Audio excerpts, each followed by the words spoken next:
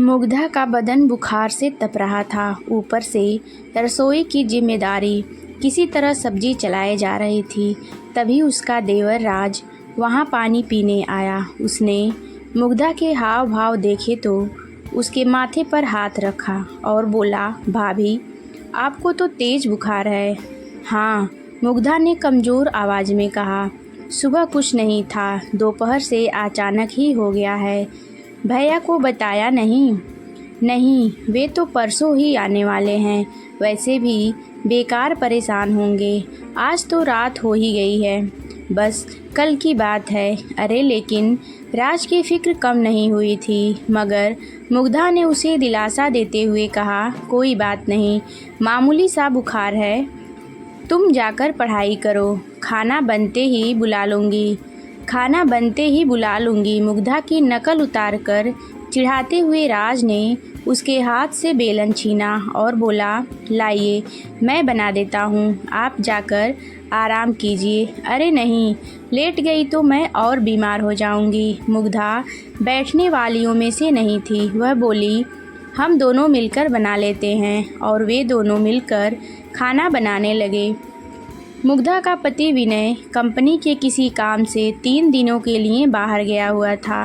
वह कर्मचारी तो कोई बहुत बड़ा नहीं था, लेकिन बॉस का भरोसेमंद था, सो किसी भी काम के लिए वे उसे ही भेजते थे।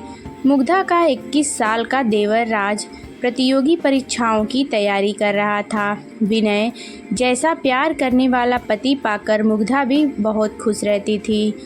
कुछ पति की तनख्वाह और कुछ वह खुद जो निजी स्कूल में पढ़ाती थी। दोनों से मिलाकर घर का खर्च अच्छे से निकल जाता था। सास ससुर गांव में रहते थे। देवर राज अपनी पढ़ाई के चलते उनके साथ ही रहता था।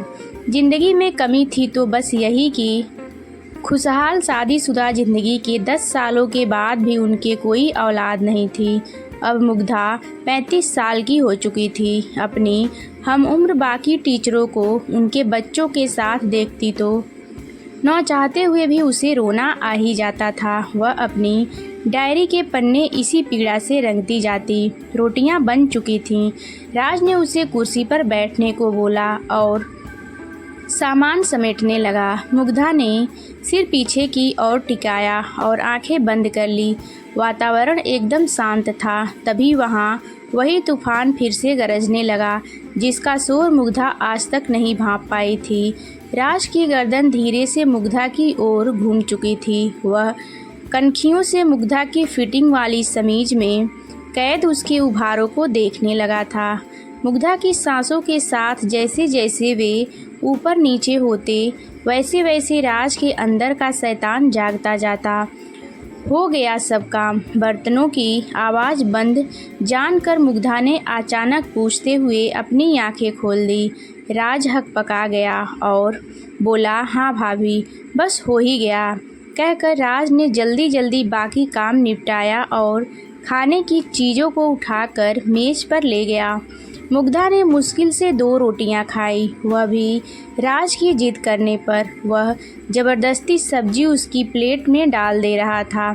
खाने के बाद मुग्धा सोने जाने लगी तो राज बोला, भाभी 15 मिनट के लिए आगे वाले कमरे में बैठिए न, मैं आपके लिए दवा लेकर आता हूँ। अरे नहीं, रात भर में उतर जाएगा। मुग्धा ने मना किया, लेकिन राज कहाँ मानने वाला था। मैं पास वाले केमिस्ट से ही दवा लेकर आ रहा हूँ भाभी, जहाँ से आप मंगाती हैं हमेशा। दरवाज़ा बंद कर लीजिए, मैं अभी आया, कहता हुआ वह निकल गया। मुग्धा ने दरवाज़ा बंद किया और सोफे पर पैर ऊपर करके बैठ गई। राज ने तय कर लिया था कि आज तो वह अपने मन की करके ही रहेगा। इस बीच केमिस्ट की दुकान आ गई। क्या बात है राज बाबू? केमिस्ट ने राज को खोया सा देखा तो पूछा।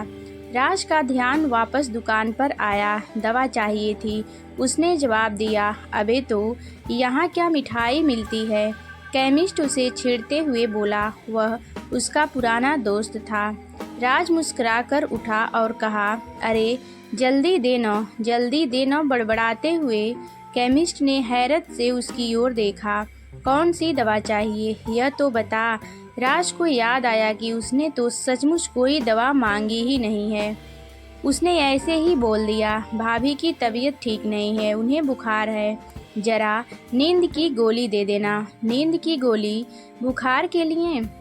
सोचते हुए केमिस्ट ने उसे देखा। वह खुद भी मुग्धा के हुस्न का दीवाना था।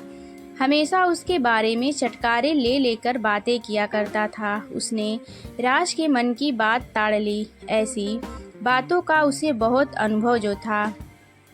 उसने नींद की गोली के साथ बुखार की भी दवा दे दी। राज ने लिफाफा जेब में रखा और तेजी से वापस चलने को हुआ कि तभी केमिस्ट चिल्लाया, अरे भाई, खुराक तो सुन ले।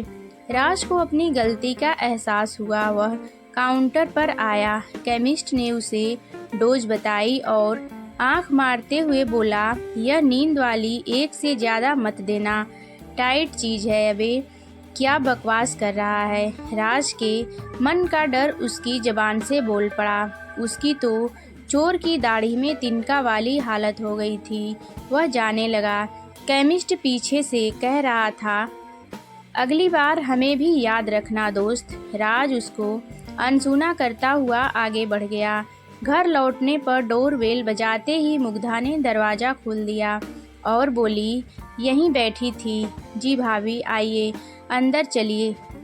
राज ने अपने माथे से पसीना पोंछते हुए कहा। मुग्धा अपने कमरे में आकर लेट गई। राज ने उसे पहले बुखार की दवा दी। मुग्धा दवा लेकर सोने के लिए लेटने लगी तो राज ने उसे रोका। भाभी, अभी एक दवा बाकी है, कितनी सारी ले आए भैया? मुग्धा ने थकी आवाज़ में बोला और बाम लेकर माथे पर लगाने लगी। भाभी दीजिए, मैं लगा देता हूँ, कहकर राज ने उसे बाम की डिब्बी ले ली और उसके माथे पर मलने लगा। थोड़ी देर बाद उसने मुग्धा को नींद वाली गोली भी खिला दी और लिटा दिया। राज उसका माथा दबाता रहा। थोड़ी देर बाद उसने पुष्टि करने के लिए मुग्धा को आवाज़ दी, भाभी सो गई क्या? कोई जवाब नहीं मिला। राज ने उसके चेहरे को हिला डुला कर भी देख लिया। कोई प्रतिक्रिया न पाकर वह समझ गया कि रास्ता साफ हो चुका है। राज के कनपटियों में खून तेजी से दौड़ने लगा। वह बत्ती जलती ही छोड़ मुग्धा के ऊपर आ गया। मर्यादा के आवरण प्याज के छिलकों की तरह उतरते चले गए। कमरे में आए। भूचाल से मेज पर रखी विनय मुग्धा की तस्वीर गिरकर टूट गई।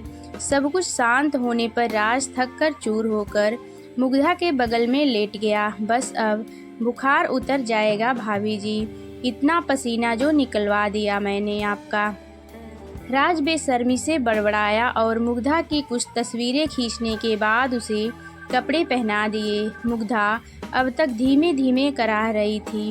राज पलंग से उतरा और खुद भी कपड़े पहनने लगा। तभी उसकी नज़र आधी खुली दराज पर गई। भूल से मुग्धा अपनी डायरी उसी में छोड़ी हुई थी। राज ने उसे निकाला और कपड़े पहनते पहनते उसके पन्ने पलटने लगा।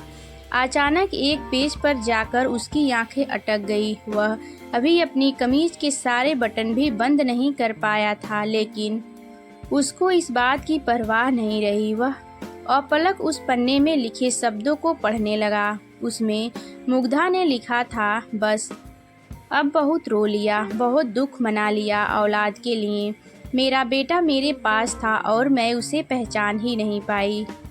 जब से मैं यहाँ आई उसे बच्चे के रूप में देखा, तो आज अपनी कोख के बच्चे के लिए इतनी चिंता क्यों? मैं बहुत जल्दी राज को कानूनी रूप से गोद लूँगी। राज की आंखों के आगे अंधेरा छाने लगा। वह सिर पकड़कर वहीं बैठ गया और ज़ोर ज़ोर से रोने लगा। फिर भागकर मुग्धा के पैरों को पकड़कर अपना माथा उससे रगड़ते हुए रोने लगा। भाभी मुझे माफ़ कर दो, यह क्या हो गया मुझसे? अचानक राज का ध्यान मुग्धा के बिखरे बालों पर गया।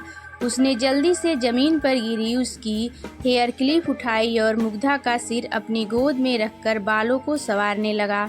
वह किसी मशीन की तरह सब कुछ कर रहा था। हेयर क्लिप अच्छे से उसके बालों में लगाकर राज उठा और घर से निकल गया। अगली सुबह तकरीबन 8 बजे मुग्धा की आंखें खुली। उसका सिर अभी तक भारी था। घर में भीड़ लग चुकी थी। एक आदमी ने आखिरकार बोल ही दिया, देवर भाभी के रिश्ते पर भरोसा करना ही पागलपन है। मुग्धा के सिर में जैसे करंट लगा। वह सावलिया नज़रों से उसे देखने लगी। तभी इलाके के पुलिस इंस्पेक्टर ने प्रवेश किया और बताया, आपके देवर राज की लाश पास वाली नदी से मिली है। उसने रात को खुदकुशी कर ली।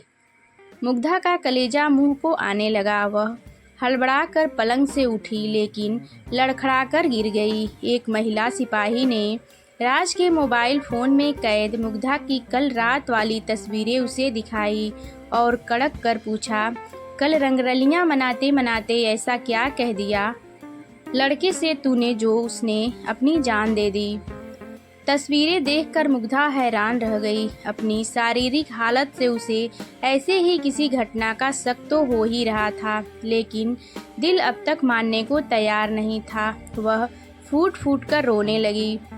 इंस्पेक्टर ने उस महिला सिपाही को अभी कुछ न पूछने का इशारा किया और बाकी औपचारिकताएं पूरी कर वहां से चला गया।